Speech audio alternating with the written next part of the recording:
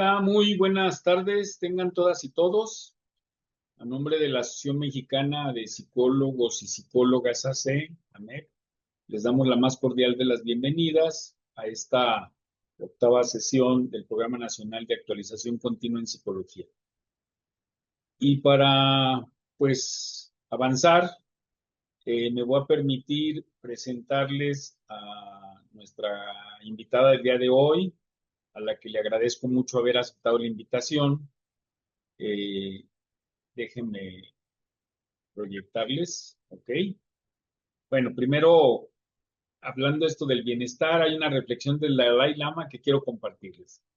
Dice, lo que más me sorprende del hombre occidental es que pierden la salud para ganar dinero. Después pierden el dinero para recuperar la salud. Y por pensar ansiosamente en el futuro, no disfrutan del presente, por lo que no viven el presente ni el futuro. Y viven como si no tuviesen que morir nunca y mueren como si nunca hubieran vivido. Bueno, pues hoy vamos a hablar de la definición del bienestar desde una visión psicosocial y tenemos como invitada a la doctora Marisol Pérez Ramos, a quien le agradezco mucho haber aceptado la invitación para estar con nosotros el día de hoy. Marisol, déjenme presentarles un poquito de su currículum, un resumen curricular. Ella es licenciada en Psicología Social por la Universidad Autónoma Metropolitana en la Unidad Iztapalapa. Ella es doctora en Psicología Social y Ambiental por la Universidad Nacional Autónoma de México. Es profesora investigadora titular C de tiempo completo en el Departamento de Sociología en la Universidad Autónoma Metropolitana Iztapalapa, en donde imparte la docencia tanto en la licenciatura como en el posgrado en Psicología Social. Ella es fundadora del Laboratorio de Bienestar Psicosocial y Salud, desde donde se generan estrategias tanto de investigación como de intervención psicosocial para la prevención y atención de problemas psicosociales que afectan el bienestar social. Es miembro del Sistema Nacional de Investigadores en el nivel 1 desde el 2013. En 2015 fue reconocida como investigadora joven por el entonces CONACYT en la convocatoria Atención a Problemas Nacionales por el proyecto Aplicación de un modelo biopsicosocial para el bienestar familiar. Su línea de trabajo es la prevención e intervención psicosocial en la violencia social y por razones de género en familias y en parejas jóvenes. Ha coordinado 3 libros y es autora de múltiples publicaciones al respecto desde el año 2009 a la fecha. Bueno, pues como verán, ella ha estado metidaza en esto, el estudio del bienestar, de la calidad de vida, de la salud. Y bueno, pues bienvenida Marisol, muchas gracias por aceptar la invitación y te escuchamos. Hola, ¿qué tal? Buenas tardes a todos. Bueno, ya casi noches. Un gusto de estar acá, un gusto conocerles y espero que lo que logremos platicar hoy les sea de utilidad. Muchas gracias, doctor José Gutiérrez, por la invitación y por la confianza de invitarme el día de hoy después de que nos conocimos pues hace poco, pero le agradezco mucho su confianza, de verdad. Pues empezamos entonces. Eh, la, Como contarles la idea del por qué me interesa hablar de bienestar, porque en realidad a mí me interesa mucho la prevención de la violencia comunitaria y de la violencia social. Y a partir de la prevención de esto, pues tenemos que hablar del efecto contrario de violencia que tiene que ver con estados de bienestar colectivos, sociales. Y entonces... Cuando hablamos de violencia, hablamos de ella cuando ya es evidente, cuando ya hay daños socioemocionales, cuando ya hay problemas físicos o evidentes y fisiológicos también. Y entonces la idea de hablar de bienestar tiene que ver cómo es desde dónde se afecta, cómo interviene la violencia en este sentido y entonces cómo podemos proponer algo, un modelo de trabajo desde este lugar. Entonces, pues empezamos con lo más básico. O sea, ¿qué es lo más básico? Pues que si hacemos una búsqueda rápida en redes sociales o en inteligencia artificial, que es hoy día lo que ya se usa y por lo tanto hay que confrontarla cada rato, es qué es bienestar, ¿no? Y cuando hablamos de bienestar, lo que vamos a encontrar son requerimientos un poco extraños sobre si realmente esto es bienestar. Entonces, lo que se recomienda en general, bueno, pues es no fumar, es alimentarse sanamente, es desayunar, es hacer ejercicio, es tomar suficiente agua, es mantener su lugar limpio, es dormir, lo cual es súper complicado a veces, es hacer, tomarte tiempo para ti, procesos de autocuidado y un montón de recetas que nos dictan sobre para estar bien, ¿no? Y como que te lo ponen así muy fácil. Y como psicóloga social lo que hago es como confrontar un poco esta idea porque pareciera que todo es una cuestión de voluntad, ¿no? Que depende solamente de cada uno de nosotros hacerlo para estar bien. Y en el estar bien, pues tenemos que cuidarnos, ¿no? Entonces, estos realmente son requerimientos de bienestar, qué es lo que sabemos sobre bienestar y cómo confrontar un poco esta idea de que depende solamente de uno mismo el estar bien. Hay cosas que podemos hacer, pero hay cosas que están como retándonos todo el tiempo. Entonces, en realidad, ¿estos son requerimientos de salud o son requerimientos de bienestar?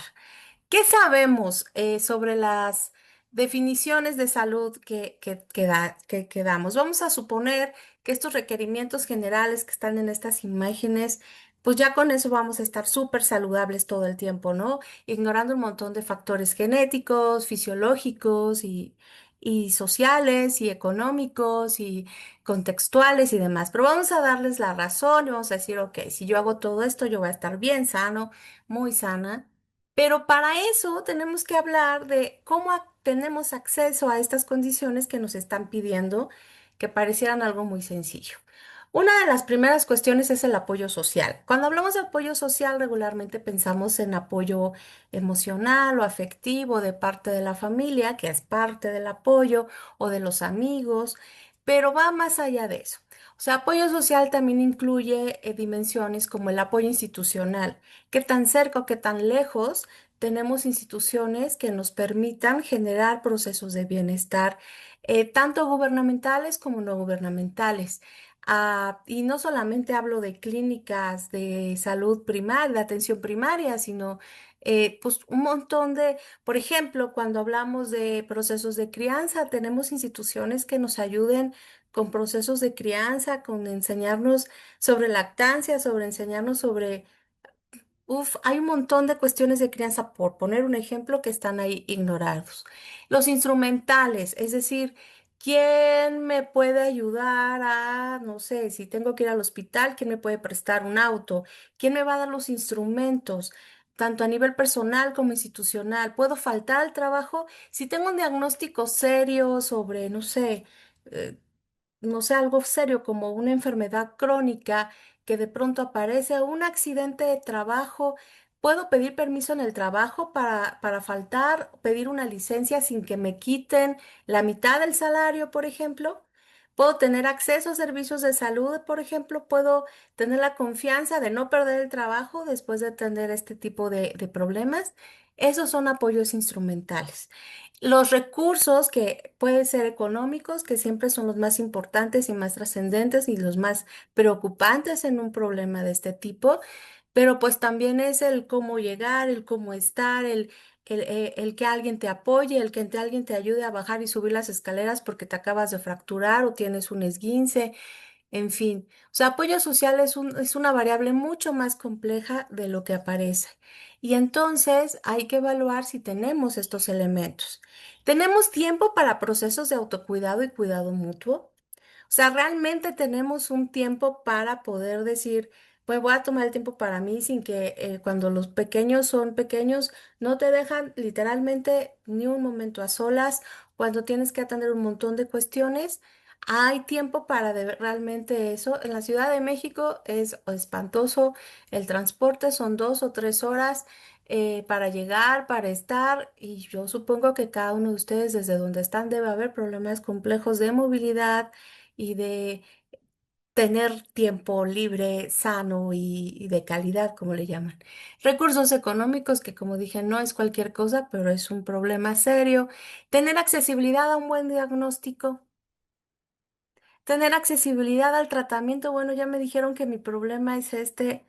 ¿Puedo pagar el tratamiento? ¿Me van a dar el tratamiento o tengo que esperar 6 meses para tener acceso al tratamiento? ¿Tengo acompañamiento y seguimiento? O sea, ¿hay quien se preocupe porque yo esté adherida al tratamiento a nivel institucional, a nivel social? ¿Puedo hacerlo a nivel personal? Y por lo tanto, todo esto me lleva a una motivación. Es decir, tan solo hablar de salud no es fácil. Y no es una cuestión de solo automotivación. La motivación surge de un montón de elementos que están ahí a nivel macro, meso y micro social. Y entonces, ¿de qué estamos hablando cuando hablamos de bienestar? ¿Qué es lo que nos dice el término de bienestar? Bueno, esto está dictado desde las Naciones Unidas cuando habla de Estado. Desde la visión psicológica sabemos que bienestar involucra interacciones e interrelaciones mutuas entre ámbitos sociales, físicos y psicológicos del individuo con su contexto. Y bienestar es un término complejo que implica un proceso colectivo, no se da a nivel individual y desde la perspectiva de los derechos humanos. Es un compromiso social que eso lo dicta las Naciones Unidas, que al que está obligado el Estado a garantizar a la sociedad. A sus elementos tiene que garantizar elementos de bienestar a través de sus instituciones, siguiendo reglas de equidad, justicia, e implica la generación y aplicación de políticas públicas que así lo materialicen. ¿No se están riendo? Es decir, es un proceso muy complejo y me voy a regresar un poco, y cuando vemos estas imágenes a cada rato en redes sociales y cuando entendemos la complejidad de garantizar bienestar, tenemos que dar un paso atrás y ser mucho más reflexivos de qué estamos hablando cuando hablamos de estar bien, de qué estamos hablando cuando hablamos no solo de salud, sino de un tema más complejo como es bienestar. Y ese es el tema de lo que vamos a conversar hoy, es complejizar lo difícil que a veces somos para con nuestros, eh, pues no solo nuestros pacientes, sino para todas las personas que están a su alrededor cuando hablamos de bienestar. Creo que tenemos que ser mucho más claros de qué nos estamos refiriendo. Ahora, como dije en un inicio, eh, yo estudio mucho lo que tiene que ver con violencia colectiva, grupal, familiar e individual. Entonces, cuando vemos esta definición de bienestar que tenemos aquí al principio sobre que el Estado se debe de garantizar y demás, y vemos esta realidad, es donde sí nos topamos con pared y decimos, estamos fritos, gracias. Es decir, en realidad estamos hablando, si quieren, y no tener prejuicios, pues podemos quitar simplemente el título de la imagen que habla sobre mapa de violencia. Pero ahí está el problema, o sea, tenemos un montón de problemas de desigualdad social, problemas de exclusión social, corrupción, una educación precaria que estamos como docentes retados todo el tiempo a mejorarla. Hay un montón de impunidad y hay un montón de silencio o sea, omisiones hechas en silencio de, pues quién sabe qué pasó, pues no vamos a saber. Hay un montón de problemas familiares, hay desempleo, hay tráfico, bueno, pues, y ahí podemos poner más. En medio de eso, en medio de este reto, tenemos que hablar y seguir luchando por hablar de bienestar. Y ahí es donde tenemos que ser como muy claros, ¿no? Entonces, el panorama que tenemos enfrente no está sencillo y en nuestro país en este momento no lo está. Está muy, muy complejo y la mala que les vengo manejando es que no va a mejorar pronto. O sea, el problema va a empeorar, pero tenemos que poner mucho de nuestra parte como especialistas para atenderlo desde este lugar. Entonces, miren, si quieren seguir hablando de idealizaciones y seguir evadiendo el problema, vamos a hablar de una cosa que se llama ciudad sostenible. Ya ven que nos dicen mucho que hay que tener ciudades sostenibles. No se me vayan de la pantalla porque sí los estoy viendo y me estoy inspirando en ustedes, a los que ven cámara. No crean que los estoy ignorando. Me ayuda mucho a no hablarle a la pantalla. Bien, entonces, ¿qué es ciudad sostenible? ¿No? Entonces, cuando hablamos de ciudad sostenible, a veces el término puede ser sustentable o sostenible. En realidad se usan como sinónimos. Pero de lo que estamos hablando no es una cuestión solamente ecológica, o sea, no se trata de separar la basura. Estamos hablando de que se conjugan elementos sociales, ecológicos y económicos en donde se busque en el mediano plazo y en el largo plazo mejorar la calidad de la vida. Vamos a tener que combatir la desigualdad y garantizando la viabilidad económica sin comprometer las generaciones futuras. Y para eso necesitamos un compromiso que no solamente es ambiental, sino implica cuestiones sociales, económicas y culturales. Es decir, em, es tener claro cómo esa ciudad va a ser autosostenible, productiva y, y a lo mejor es como pequeños pasos sencillos. Tenemos al alcance de media hora, 20 minutos un hospital. Tenemos al alcance de media hora, 20 minutos una escuela. Tenemos al alcance de 20 minutos, media hora centros de consumo comercial. Seguro sí, porque es lo único que ha proliferado a lo largo de los tiempos. Tenemos en 20, 30 minutos un área verde de verdad sostenible. O sea, de verdad tenemos entre 20 y 30 minutos. Em, no lo sé. Hay lugares donde sí y hay lugares donde no. Y entonces cuando hay donde sí, pues estamos en mejor situación, pero donde no es donde se empieza a ver la desigualdad. Miren, les voy a contar los procesos de exclusión se dan de forma muy discreta. Este es un ejemplo que me va a decir, ah, qué fijada eres, pero de verdad es importante porque son procesos de exclusión cultural, porque luego me preguntan, bueno, ¿cómo le hacemos con cuestiones culturales? En la Ciudad de México, si ustedes quieren ver una película que le llaman de corte artístico, ¿cómo se llama? Ah, se me fue, pero que son em, como lo que regularmente publican en la Cineteca o en universidades universitarias, que es como un Salas de cine arte. muy específico. ¿Mande? Salas de arte. Ah, gracias. Salas de arte. En la Ciudad de México solamente vas a tener salas de arte o en el sur o en el centro. Mis estudiantes que viven en las periferias de la ciudad para llegar a una sala de arte deben de hacer un transporte de al menos hora y media. Y ya no hablemos del costo que implica pagar una sala de arte. Esos son procesos de exclusión. ¿Qué tanto alcance tenemos a un museo? ¿Qué tanto alcance tenemos a ciertas cuestiones culturales? Es un indicador y hay muchos más. ¿Qué tanto alcance tenemos a un área verde? ¿Qué tanto alcance? Eso es lo que en conjunto nos van a generar bienestar. Una de las cuestiones en donde empezamos a ver ¿qué tan organizado está una ciudad sostenible que genere o que garantice bienestar en donde viven? Es la ubicación del centro. En las ciudades, la ubicación del centro no es cualquier cosa, o sea, no es nomás decir, ah, pues el centro existe. En todas las ciudades, pequeñas, medianas o grandes, hay un centro. Entonces, ¿para qué existe el centro? En el centro encontramos el centro cultural, el centro regularmente económico y el centro político. Ahí está el Palacio Municipal y ahí es donde uno tiene que hacer los trámites del servicio civil y ahí es donde tenemos que hacer, es el centro. Ahora, la pregunta es, ¿qué tan lejos tenemos el centro y qué tan lejos puede llegar a ser ese centro?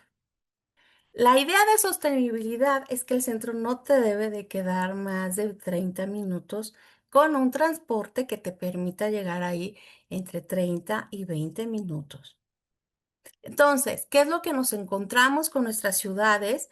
Que perdemos el centro, es decir, tenemos el centro, pero está perdido entre un mar de cosas y de cuestiones, y entonces cuando tenemos que hacer algo, pues se hacen como microcentros y ahí es donde empieza el caos urbano. Entonces, en estos pequeños detalles, como decía mi abuela, en los pequeños detalles es donde se mete la cola del diablo, es decir, en estos detalles que no cuidamos es donde empezamos a ver los problemas de qué estamos hablando cuando hablamos de bienestar.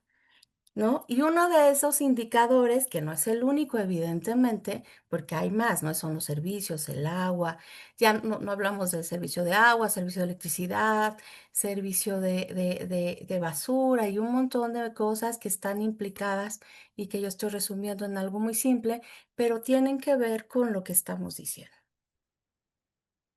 La otra cuestión es la apropiación de los espacios públicos. Es otro indicador. Una de las cosas que escucho mucho es que los grafitis son lo peor del mundo mundial. Y luego dicen que como la tortuga es un grafiti muy bonito y el de abajo pues es un grafiti muy feo. Bueno, son indicadores de vida. Lo que no estoy diciendo que solo los grafitis sean indicadores de vida, pero son muy importantes que se sostengan. Alguna vez fui a una universidad en Chile, en Santiago, y yo estaba al principio en mi ignorancia, cuando vi esa universidad me asusté, dije, qué barbaridad, ¿qué está pasando aquí? Porque está grafiteado todo, o sea, absolutamente todo, todas las paredes, todas las bancas, todos los baños, todo. Pero después fui entendiendo que dentro de ese grafitis, no, o sea, no son grafitis pues de imágenes que no son, que son sueces, sino que está lleno de mensajes y de manifestaciones políticas, de posicionamientos y demás de los estudiantes. O sea, la apropiación del espacio es otro indicador de que nos sentimos cómodos en donde estamos. Digo, no todo lo tenemos que grafitear si quieren, pero lo que estoy hablando es de qué tanto hacemos del espacio público. Podemos estar sentados en una banca o las bancas están hechas para que nadie se siente más de 20 minutos. Podemos estar viendo un árbol sin que nadie nos moleste, ¿no? Porque luego nos dicen, hay que hacer el acta de la contemplación, pero de pronto ya alguien te está molestando a los 10 minutos. Es decir, la apropiación de los espacios es importante y también hay una apropiación del espacio por parte de los gobiernos, y de donde pues es completamente violenta para sus ciudadanos, como la imagen que tengo aquí de un bajo puente, en donde con tal de que nadie viva en el bajo puente, pues son capaces de hacer ese tipo de infraestructura. O las bancas no están hechas para descansar, o están hechas para que la gente ya no duerma en las bancas, o en fin, o sea, lo que está sucediendo es que además de que no tenemos una infraestructura sostenible, además de que no tenemos acceso a los servicios en el alcance, en un alcance inmediato, además de eso, no tenemos posibilidad de apropiarnos de los espacios públicos. Y entonces así se nos van cerrando centros de convivencia. ¿Cuál es nuestro centro de convivencia? Muchas veces, pues ir al centro comercial. Ahí comemos, ahí vamos al cine. Ahí vemos lo que podemos comprar, lo que no podemos comprar, lo que a lo mejor algún día compraremos y todo se vuelve en un verbo que pierde sentido. Entonces ahí es donde tenemos que estar muy atentos. Ahora, estos son también no solamente elementos de bienestar, sino elementos de que vivimos en un ambiente muy hostil y que hay mucha violencia social y comunitaria. Ojo, no se trata solamente de decir que solo los grupos delictivos son los que generan violencia y hostilidad. Lo generamos todos todo el tiempo. O sea, hostiles somos todos todo el tiempo, por una razón u otra. Que si ya entré en el metro y me empujaron, pues yo también empujo. ¿Para qué me empujan? ¿No? O sea, me empujaron primero. Que si se pasa el alto a alguien, pues ya ni modo, pero pues no, yo tengo que hacerle saber que lo hizo mal. ¿No? O que no avanza cuando tiene que avanzar, le tengo que hacer saber que tiene que avanzar, ¿no? Ya estoy cuidando. Y así sucesivamente podemos hablar de un montón de conductas hostiles que tenemos cotidianamente, sin hablar de las relaciones interpersonales, en donde podemos decir muy fácilmente que somos de mecha corta, de tolerancia baja, así que no me molestes porque me va a ir mal, ¿no? O te va a ir mal. Entonces, ahí es donde estamos hablando de violencia comunitaria. O sea, violencia comunitaria no es solamente culpar a un grupo que existen y que son serios problemas, pero estamos hablando de una implicación, de una responsabilidad de un todo. Eh, ¿Qué sabemos? O sea, tenemos que tener algo muy claro. Cuando hablamos de violencia, siempre lo vemos como algo lejos, como algo lejano, como algo que no nos pasa a nosotros. Y si no nos pasa a nosotros, vamos a estar bien. Lo que nos dicen estos datos es que nuestra vida cambia seamos víctimas directas o no seamos víctimas directas de la violencia. O sea, si nos enteramos que en la comunidad, en la colonia o en los vecinos está pasando algo, empezamos a cambiar nuestros estilos de vida. Entonces, sí, el no tener una ciudad sostenible, el vivir en medio de violencia comunitaria, sí afecta el bienestar. ¿Por qué? Porque estamos viendo aquí que se cambia el estilo de vida, sea que vivamos violencia directa o indirecta. Dejamos de hacer actividades que antes hacíamos, modificamos horarios de hacer ciertas actividades, dejamos de llevar ciertas cosas en comparación de otras, tomamos medidas de precaución con la gente que no conocemos, es decir, nos empezamos a volver cada vez más desconfiados. eh, Evidentemente el salir solas cada vez lo pensamos más y todo lo demás empezamos a cambiar. O sea, de alguna forma u otra cambiamos nuestro estilo de vida cuando sabemos que hay violencia. Esa es una de las consecuencias de no tener ciudades sostenibles, es la violencia comunitaria. Entonces, ¿qué es lo que se dice que genera violencia? Pero pues también yo aquí agregaría qué es lo que implica falta de bienestar. Es,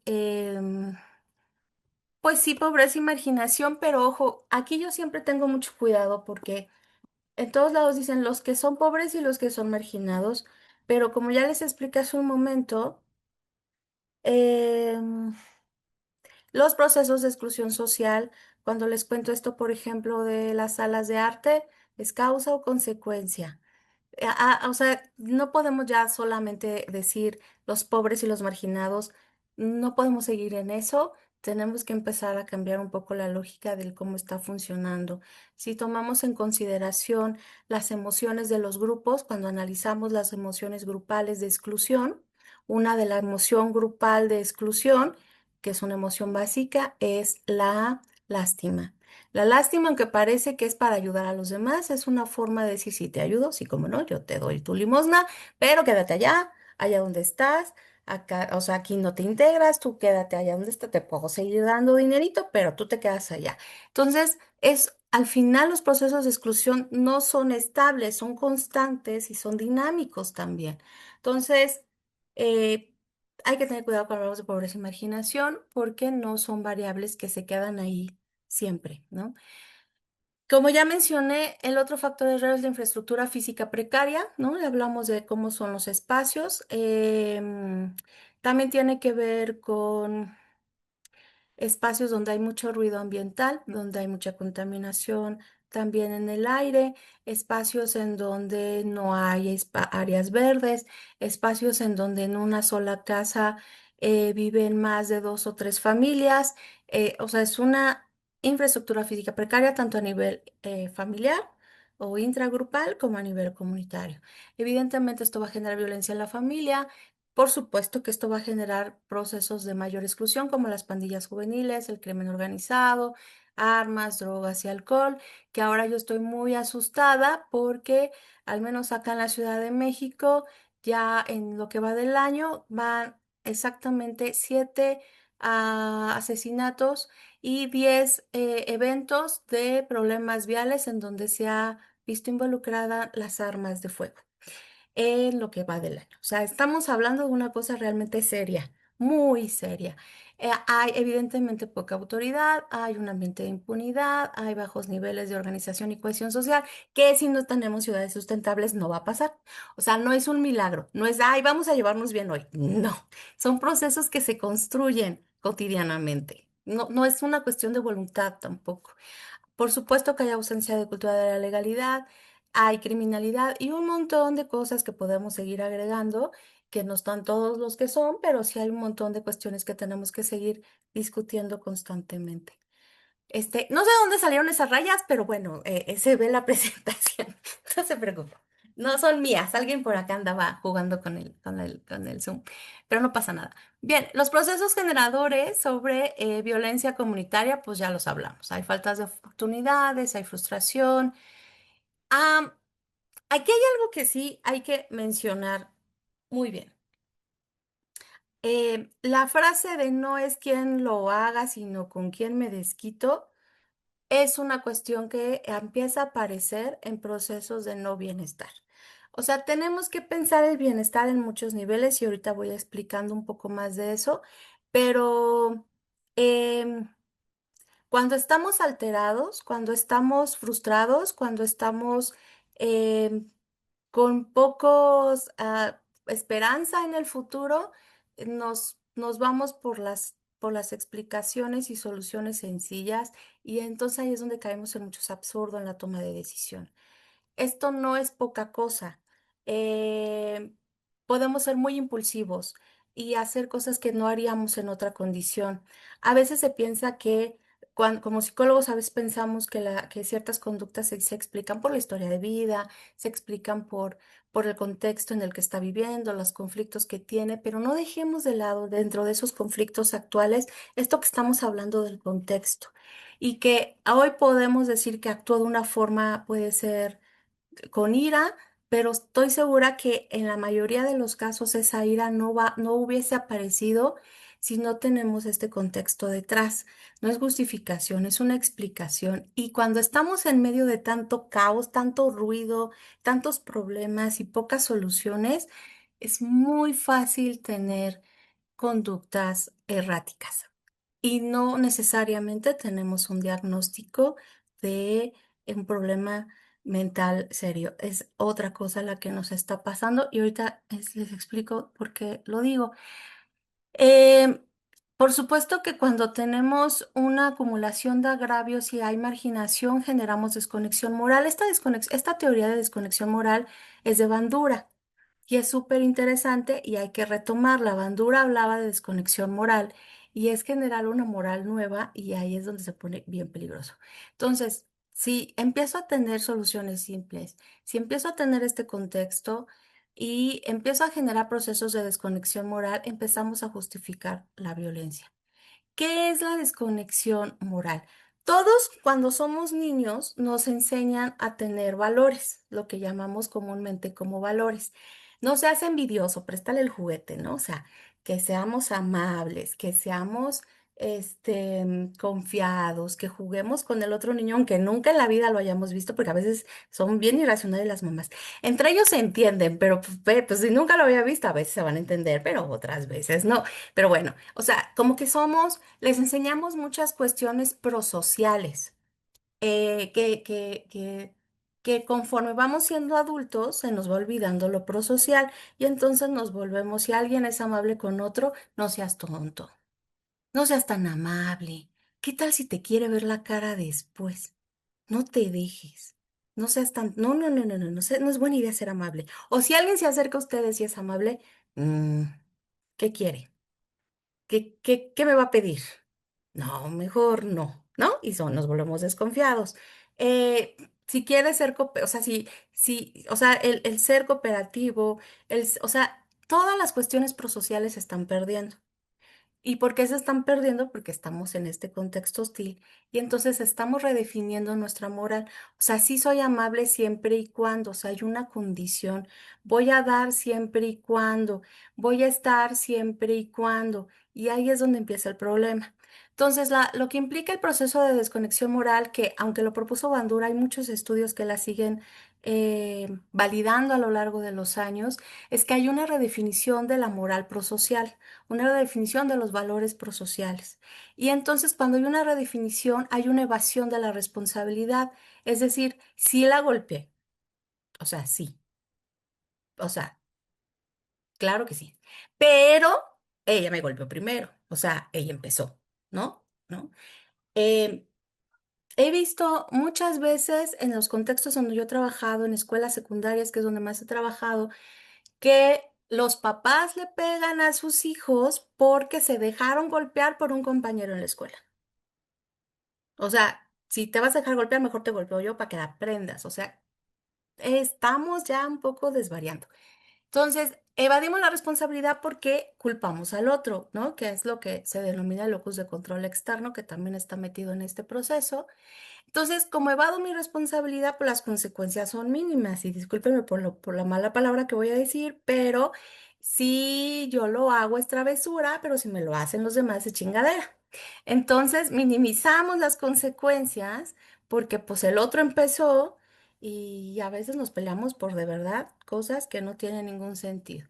Entonces, pues en este proceso culpamos al otro. El otro fue el que empezó, ¿no? El otro, si no lo hubiera hecho, si no lo hubiera pensado, pues yo no hubiera atacado. Y entonces viene el proceso más serio que es despersonalizar y deshumanizar. El usar adjetivos para referirnos a otros grupos tampoco es cualquier cosa. Eso se llama desprecio. Y eso en psicología social se ha estudiado por la eternidad cuando hablamos de conflictos entre los grupos. No vamos a atacar a otro grupo si no lo deshumanizamos. ¿Y cómo los deshumanizamos? Les decimos cucarachas, bestias, monos, todo menos ser humano. Y eso va creciendo. Desde el 2011, en México, somos el primer país dentro de la OCDE con mayor maltrato en la infancia. Desde el 2011. Y seguimos igual. La UNICEF ha hecho estudios sobre esto y qué es lo que ha encontrado. Una de las razones entre tantas que explican el por qué el maltrato a la infancia sigue en este país es porque los papás creen que sus hijos son de su propiedad, sea lo que sea que eso signifique. Los ven como inferiores, o sea, no como un ser humano para criar. Los ven como inferiores y al verlos como inferiores, puedo hacer con ellos lo que yo quiera con tal de que aprendan lo que según yo quiero que aprendan. Es un ejemplo. Entonces, cuando hablamos de violencia por razones de género, por ejemplo, es si no hago eso, no va a aprender. Y eso de a poco se vuelve en una violencia en donde la vida está de por medio. Entonces, la desconexión moral es un problema muy serio que nos está afectando y que tenemos que tomarla en serio. Hablo yo, por ejemplo, del caso de doña Carlota, que es una señora en Chalco, en una de las zonas aledañas a la Ciudad de México que se metieron en su casa, fue a denunciar, no le hicieron caso, aunque en realidad el no hacerle caso fueron solo 2 días, y entonces la señora con su familia, con dos de sus integrantes de la familia, fue a la casa con una pistola a sacar a los invasores. Y en el proceso 2 personas acabaron muertas. ¿Cuál es lo que me alarma? El caso de doña Carlota como tal, pues un estudio de caso. El tema es, si ustedes ven y buscan el caso de doña Carlota, van a encontrar títulos como la abuelita justiciera. Ojo, abuelita justiciera. ¿M? Y los comentarios sobre eso es, qué bueno, se lo merecían, ¿para qué se meten en su casa? Solo así van a aprender los delincuentes a no... Resulta que la vida de un ser humano vale menos que una propiedad. Eso es desconexión moral. Bien, ahora viene la parte esperanzadora de esto, que no sé si que es tan esperanzadora puede ser, porque está muy complicado y lo tenemos cuesta arriba, pero tenemos que seguir fomentando esto. Uno de los factores protectores que la variable no se llama tal cual, pero es la forma en la que yo traduzco un conjunto de variables que te permiten predecir que vas a estar bien. Y eso se llama estabilidad en el ambiente. Estabilidad en el ambiente, si lo traducimos desde una visión de ciudad sustentable, sabes que el transporte pasa a la 1:15, que vas a llegar bien a tu trabajo, que te van a pagar, no importa qué pase, que tu familia te va a recibir de buenas todo el tiempo, o al menos tranquilos, que que vives en un lugar seguro en donde te aceptan y no te violentan por no ser lo que los demás creen que tienes que ser. O sea, es a niveles macro, meso y microsociales. Entonces, si tú puedes predecir lo que pasa a tu alrededor, puedes estar mucho más tranquilo. Y esto no lo digo yo, lo han dicho varios tipos de psicología. Uno de ellos es la psicología evolutiva. Ellos evidentemente están concentrados en reproducción, pero esta teoría es súper interesante, las estrategias de vida rápida y estrategias de vida lenta. Las estrategias de vida rápida surgen en ambientes en donde no hay estabilidad, es decir, hay pocos recursos, hay mucha competencia, no sabes si vas a vivir 3 años o 20 o 30 o 80, porque hay demasiada violencia, o sea, hay mucha violencia en tu alrededor. em, en fin, es un poco la lógica que siguen algunos de los jóvenes que entran al narco, por ejemplo, en su discurso dicen, pues voy a vivir poco, pero al menos voy a conseguir dinero para mi familia en lo inmediato. Ese es un elemento o un indicador de estrategia de vida rápida. Es decir, no hay planeación, no hay tiempo de planeación. Tienen que tomar decisiones rápidas, rápidas, rápidas, rápidas. Evidentemente son visiones muy individualistas, es una visión en donde tenemos que sobrevivir y no hay futuro, pues, ¿no? Está dado que hay mucha inestabilidad. La otra son estrategias de vida lenta, que es completamente lo contrario. Hay recursos suficientes, no hay tanta competencia, se está dando una prioridad a procesos colectivos, a cuidados colectivos, y eso me permite planear porque el futuro es más certero.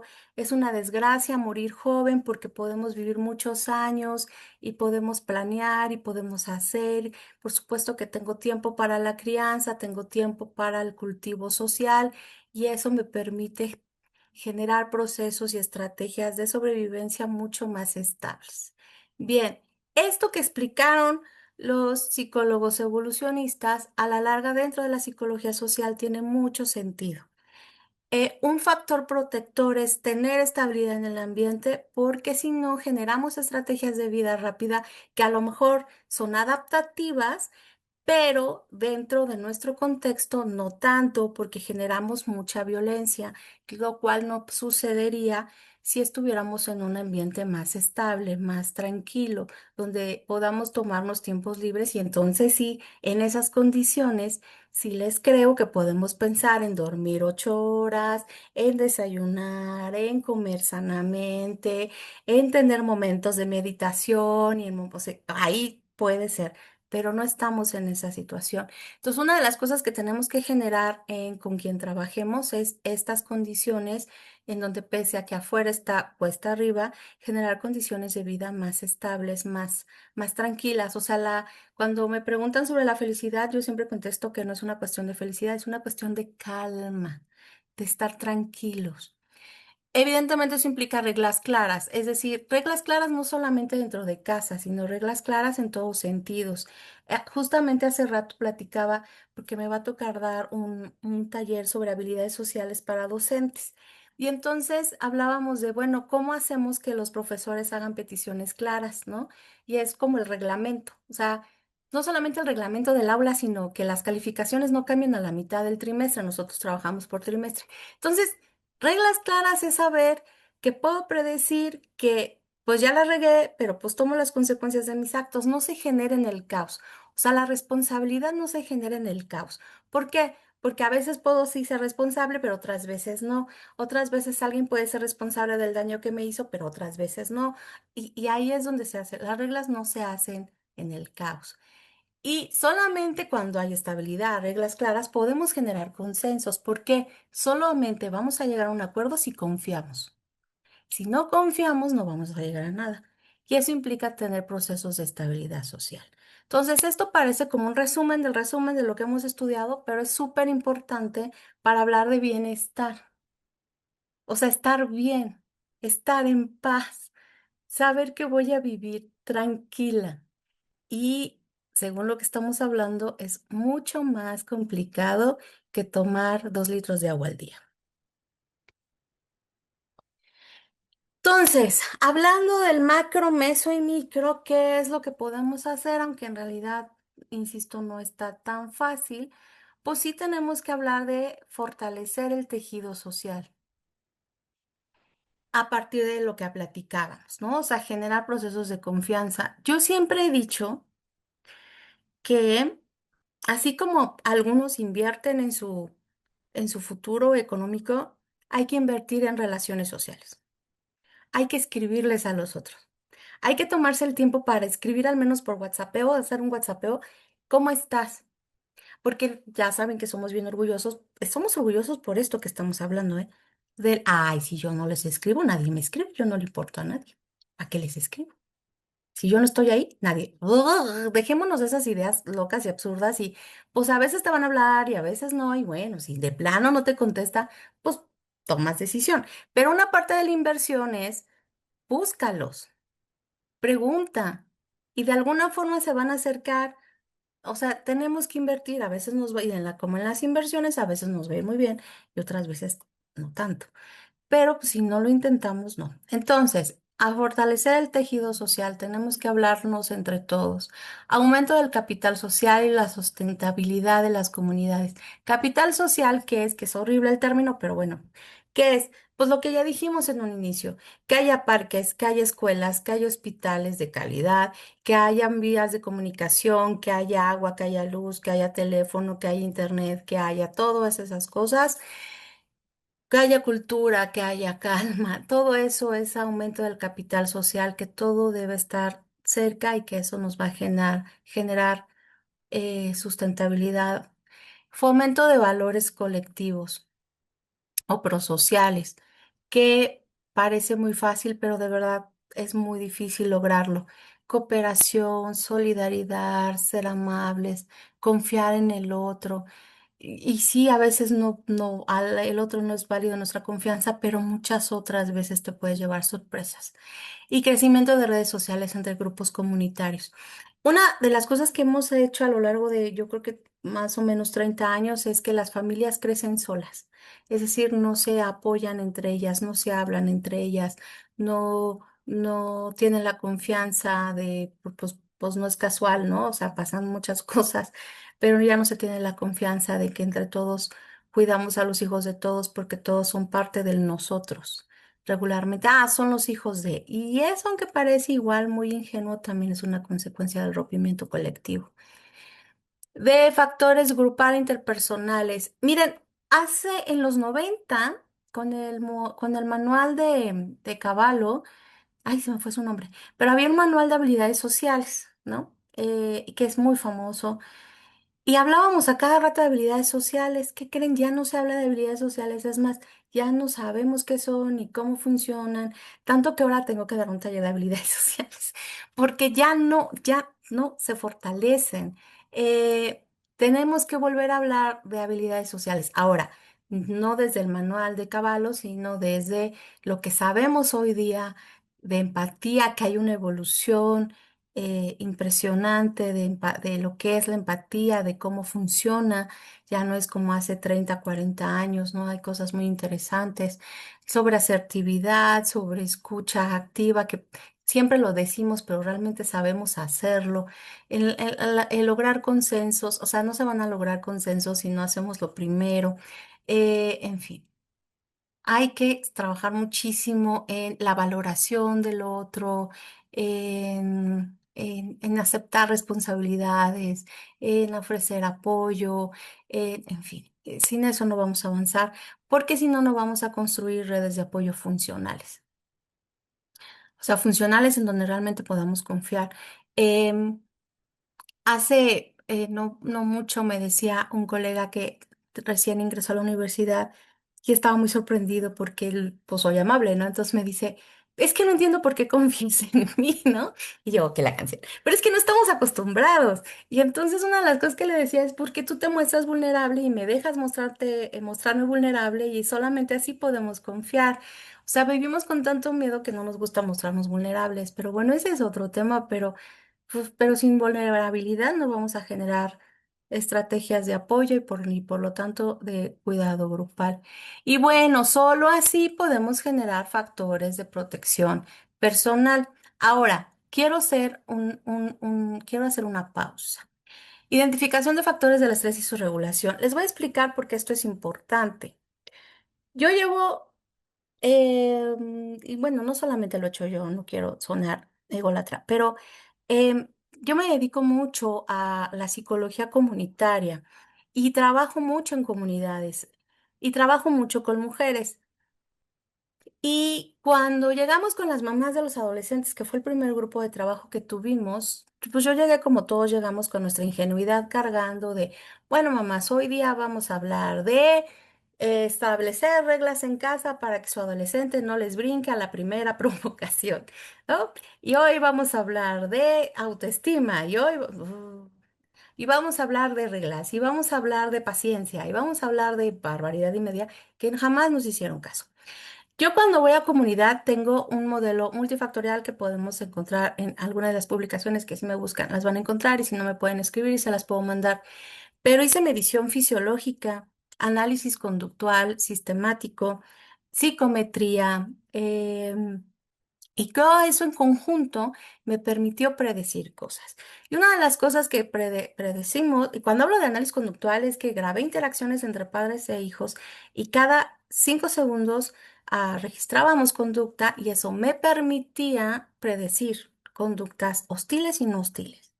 Entonces, tampoco estoy hablando de nomás, porque sí, o sea, tenemos datos. ¿Y qué es lo que nos dicen los datos? Uno, que la conducta prosocial, que tampoco lo digo solo yo, eso se ha validado con otros colegas, la conducta prosocial no se va a activar si no bajamos el estrés.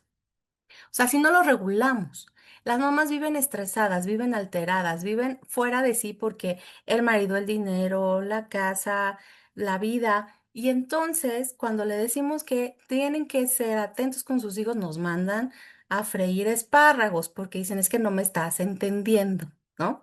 Entonces, lo primero que tenemos que hacer es regular el estrés. Y ya que regulamos el estrés, entonces podemos hablar de cuestiones socioemocionales, ¿no? De cómo manejar la ira, porque cuando golpean a sus hijos es ira, no es enojo, es ira, o sea, se les salió de control y entonces a la primera, porque perdieron la credencial, los golpean es ira. Y entonces, ya que regulamos, entonces sí podemos hablar de procesos de asertividad conductual, como le llamo yo. Asertividad conductual es tener la capacidad de escuchar, es tener la capacidad de proponer soluciones, es tener la capacidad de ofrecer apoyo, es tener la capacidad de aceptar responsabilidad cuando algo se nos salió de las manos. Eso no se va a hacer en un ambiente caótico. Eso se hace en un ambiente de calma. Para eso tengo que regular el estrés. Regular el estrés no es una moda, es en serio. No generamos procesos prosociales hasta que eso no suceda. Ahora, regular el estrés no es tan difícil como parece. No es hacer meditación con plantas alrededor. Es simplemente identificar el momento en el que ya estoy a punto de matar a alguien. ¿Se acuerdan? Bueno, los que ya son más jóvenes no les tocó, pero los que ya son de mi generación para arriba, hace como 30 o 40 años. Había una campaña que era muy, o sea, en su momento creo que no éramos conscientes de la importancia, pero sí la tenemos que retomar. Era una campaña en donde se prevenía el maltrato infantil y entonces el niño hacía una travesura y el papá siempre estaba así a punto con la mano y le decían cuenta hasta 10. Y ya que contaba hasta 10 ya como que, ok, vamos a ver cómo lo solucionamos. Esos comerciales que ni siquiera sé a quién agradecérselos no impidieron que nos golpearan, pero son una campaña importante porque hoy día hay evidencia empírica que dice que esa estrategia es súper importante. O sea, el contar hasta 10 hace que respires, que lo pienses y que no reacciones de forma iracunda. Y hoy día tenemos datos que nos dicen que si regulamos el estrés, podemos entonces regular la emoción, no quitarla. O sea, eso no significa que se te quite el enojo, ¿no? O sea, hay algo que no regular, pero no lastimas. Pones la regla, pero no lastimas. Esa es la cuestión.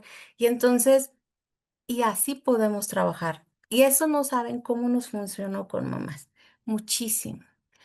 Es básico y eso nos ayuda a que bajara la hostilidad entre madres e hijos. Claro que hay muchos asegúnes en el sentido de funciona entre madres e hijos. Los adolescentes son un poco más reacios, pero aprenden a identificar el estrés y eso genera procesos de confianza entre los unos y los otros y a no matarse cada 5 segundos. Y es un restablecimiento de reglas, que también es otra cuestión.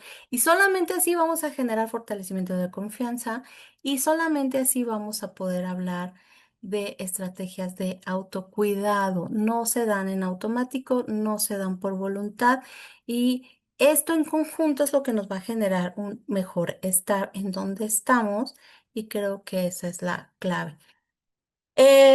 Ya, pues terminando, no sé cuánto tiempo llevo, pero ya creo que ya es hora de ir terminando. Cuando hablábamos de esto, es porque andamos promocionando un libro sobre salud y bienestar y hablábamos de la importancia de hablar de salud y bienestar como una diada inseparable, porque si estás enfermo o tienes un problema socioemocional o de salud mental, pues el bienestar se va a fracturar. Y entonces tenemos que cuidar ambas cosas todo el tiempo, aunque bienestar es un constructo mucho más complejo. Entonces, bienestar y salud se determinan mutuamente y deben abordarse de forma integral. No podemos dejar de lado, insisto, no podemos dejar de lado los determinantes sociales, las condiciones económicas, las redes comunitarias, institucionales, nos pueden ayudar a generar, pues sí, oportunidades, pero también riesgos si no están. La escala global, pues hay unas dinámicas geopolíticas. Hoy día, geopolíticamente, estamos en un ambiente muy hostil, muy hostil. Hay mucha censura, hay muchas cosas que incluso te hacen dudar de lo que crees o de lo que piensas y bueno, pues las políticas públicas inclusivas también nos están haciendo falta o existen, pero no se están aplicando como correctamente. Ya con esto termino. Pueden encontrar, es un libro que lo escriben desde, no hay solamente psicólogos, hay sociólogos, hay economos, hay biomédicos, hay médicos que hacen una discusión sobre el bienestar y la salud. No lo escribí yo sola, yo solo lo coordino junto con María Luisa Musot, que están en la página del Departamento de Sociología de la UAM Iztapalapa. Si entran, podrán no solamente encontrar este libro, yo por ahí tengo otro libro sobre intervención psicosocial. Este año tendremos otro sobre cuestiones metodológicas, pero bueno, ahí pueden encontrar esos dos libros y hay otro que escribí sobre la experiencia comunitaria, pero esto no está aquí en esta plataforma, pero pueden eh, buscarlo o pedírmelo sobre cuestiones de investigación e intervención comunitaria. Y también yo creo mucho en la divulgación, dado los problemas que tenemos. Tengo un podcast que es completamente académico, pero es de divulgación, es algo muy sencillo. No me voy a hacer ni influencer ni popular, pero creo que trae temas que se resumen como lo estamos platicando, que habla sobre distintos temas donde me acompañan especialistas. No lo hago yo sola, nunca hago nada sola. Y tengo Hipatia, que es un chatbot que lanzamos apenas este 8 de marzo, en donde damos información, es un acompañamiento en casos de violencia por razones de género. Entonces, bueno, aquí aparecen mis correos electrónicos, los institucionales. Está el libro que pueden encontrar allí y bueno, también pues, está la, el acceso al WhatsApp y al podcast y agradezco mucho la oportunidad. Espero no haber sido muy confusa. Hablo mucho, ya lo sé. Y entonces, bueno, pues gracias y espero que esta información les sea de utilidad. Muchas gracias, Marisol. Bueno, a lo mejor podemos abrir unos minutos para preguntas y comentarios de los compañeros. Vi que varios compañeros en el chat están muy participativos. A lo mejor tienen algún comentario o quieren hacer algún... déjenme decirles que Marisol muy generosamente nos compartió en un evento que tuvimos en la Ciudad de México el libro de Bienestar y Salud. Ya se los hice llegar en el chat de Ahmed. La verdad está muy interesante, inclusive el abordaje que desarrolla Marisol y los compañeros que en este libro coinciden. La verdad está muy interesante, nos abre una perspectiva mucho más amplia, sobre todo lecturas simplistas, ¿no? Lecturas simplistas de que el bienestar está en ti, el que tú estés bien, con eso va a ser suficiente. Pero bueno, hay que recordar que el ser humano es un ente biopsicosocial y yo hasta le agregaría espiritual, ¿no? Ahorita que estaba hablando Marisol, y sobre todo desde México, no se lo comenté a ella, pero presentó una diapositiva, hoy la volvió a presentar, donde está este puente con los picos abajo, ¿verdad? Eso me recordó a los trabajos que se han hecho sobre la soledad no deseada. Me parece que es un gran problema mundial, es increíble, se supone que estamos hoy más conectados, que tenemos más información, y la verdad es que hay una desconexión social, ¿no? Algunos de nuestros compañeros ya lo saben, hemos trabajado ese tema, pero por ejemplo en Inglaterra se detectó y se sensibilizó tanto el problema de la soledad no deseada que en el 2018 generaron el Ministerio de la Soledad. Igual en Japón, en el 2020 implementaron el Ministerio de la Soledad no deseada preventiva al suicidio. Los españoles hicieron un estudio en donde, sobre todo orientado a la cuestión económica, y bueno, más integral, pues no nomás a la cuestión económica, pero en lo económico les costaba 20,000 millones de euros en el puro 22 la cuestión de la soledad, ¿no? Entonces yo me estaba conectando, todo esto que mencionaba Marisol, lo estaba retomando con eso, y bueno, quería hacerles el comentario, ¿no? Pero no sé si hay algún comentario de las y los compañeros. Adelante. Esto de las habilidades sociales, habrá que trabajarlo para que no les dé pena también preguntar o comentar. Muy bien. A ver, por ejemplo, Elvira dice, regulación emocional, enfoque psicológico, psicoemocional, personal. La regulación moral, enfoque filosófico, axiológico, valor moral, colectivo social. Por eso hay valores sociales, ¿no? Este, bueno, hay varios comentarios. Aida, que también estuvo participando muy activamente, nos dice, pues precisamente, a ver, aquí está, levantando la mano. Adelante, Aida.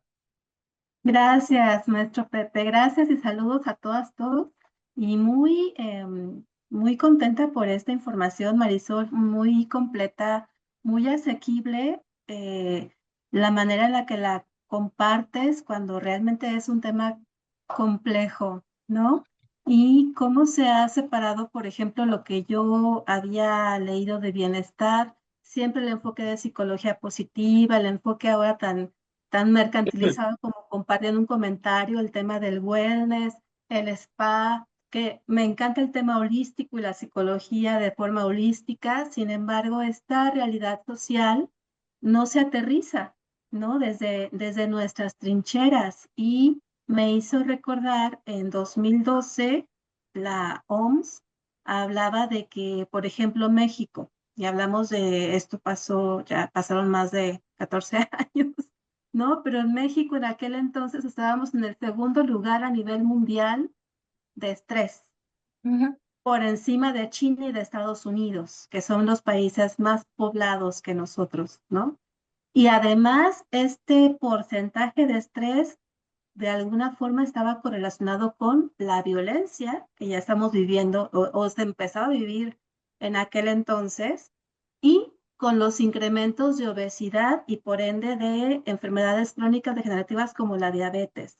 Entonces, ¿cómo todo este aspecto, pues sí, holístico integral, ¿no? Refleja esta parte que tú bien comentas, el bienestar desde el enfoque psicosocial, la parte de la psicología comunitaria, cómo se ve reflejado en el tema de la salud física y por ende, como algunos compañeros mencionaban también, el incremento de lo que son los niveles de estrés y que bueno, ya desde poquito después de pandemia, depresión y ansiedad ya son motivos de incapacidad laboral por parte del Seguro Social, ¿no? Digo, que se admiten como motivos para incapacitar a un trabajador. Entonces, sí nos refleja una realidad muy interesante de abordar y muy desafiante también, porque si lo más que pude yo observar en los últimos 3 sexenios a nivel, por ejemplo, del gobierno federal, fue incluso un eslogan que se manejó en el último sexenio por parte del PRI, que era bienestar, ¿no? Y aquí en el estado donde vivo yo, donde estamos Erika, Pepe, el acaecido exgobernador también, por motivos que tienen que ver con la violencia y con el crimen organizado, pues era esta parte del bienestar, ¿no? Y como también ahora de las nuevas administraciones a nivel federal y los demás, seamos del rubro que queramos. Yo ya no le voy a ningún partido, antes sí, defendía un poquillo, ya ahorita ya Me desencanté un bastante mucho de las últimas, de la actual y la anterior administración, ¿no? Porque no deja de ser más que una forma de mercantilismo político el utilizar las necesidades sociales, que no se vale jugar con ellas, ¿no? Y que hoy, pues bueno, estamos viviendo este despunte de violencia que hace poquito en Guadalajara y bueno, ayer y antier en Nayarit nos han tenido Sí. eh, atrapados, ¿no? Nuevamente. Mil Sí, gracias, Marisol, mil no, ¿de gracias. Y qué? gracias a José por esta organización de la plática, está maravillosa. Gracias, Marisol. Gracias. Solamente quiero, es importante ver lo del estrés, lo de la depresión y la ansiedad y los problemas crónicos, la enfermedad crónica. Antes de que fuera la pandemia, ya la OMS había avisado que una de los problemas más serios de salud mental que íbamos a tener era ansiedad y depresión. O sea, antes de la pandemia, o sea, ya se veía venir ese número muy fuerte. Ahora, eso por un lado. Por el otro, ¿por qué es importante hablar de estrés? Porque tiene que ver con nuestro sistema fisiológico. Por ejemplo, no solamente es con esta enfermedad, pero el síndrome de ovario poliquístico es un síndrome que en México lo tienen arriba del 70% de las mujeres. Ahora, ¿qué es lo que sabemos de ese síndrome? No sabemos qué fue primero, si el huevo o la gallina. ¿A qué me refiero? Estamos indagando todavía, no solamente yo, sino un montón de especialistas en todo el mundo. Lo que sí sabemos es que el síndrome de ovario poliquístico es una desregulación no metabólica, sino que la desregulación metabólica se da porque nuestro sistema fisiológico de conexión y desconexión por estrés se está atrofiado. Está atrofiado. Entonces, no sabemos qué fue primero. ¿A qué me refiero? A que no sabemos si por cuestión metabólica es una causa o una consecuencia de la desregulación. Pero sí se han encontrado datos que mujeres que han vivido maltrato en la infancia o este tipo de eventos contradictorios de violencia desde la infancia han desarrollado el SOP. Es decir, hablar de estrés no es un tema menor, genera un montón de procesos inflamatorios y, por ejemplo, la esclerosis múltiple también, y también sabemos que hay un montón de cosas que tenemos. Entonces, no podemos seguir viendo la convicción del paciente por mejorar. De verdad tenemos que ampliar el panorama y tenemos que ser mucho más críticos sobre dónde estamos obligando a nuestros pacientes a estar bien. O sea, ok, pero bajo qué condiciones y qué sí puede estar bajo su control y cuáles son las estrategias de gestión que puede generar para, dentro del caos, mantener la calma. Eso creo que es la cuestión y no es un dato menor. Entonces, el tema es que como siempre pasa, cuando se hace una alta divulgación de un tema como es el bienestar, pues todo se distorsiona y todo llega a sentido común. Y creo que como profesionistas tenemos la responsabilidad de que el sentido común no nos gane y que tenemos que seguir buscando la información de cómo hemos ido avanzando en estos temas en investigación en todo el mundo, no solamente en un solo lado, porque sí hay datos que hablan de serios temas que hay que atender y que cuando hablas de gobierno y hablan de bienestar, solamente piensan que el bienestar es tener un hospital abierto. Y nos dan, no, o sea, no es solamente tener un hospital abierto, es todo lo que platicamos sobre sostenibilidad.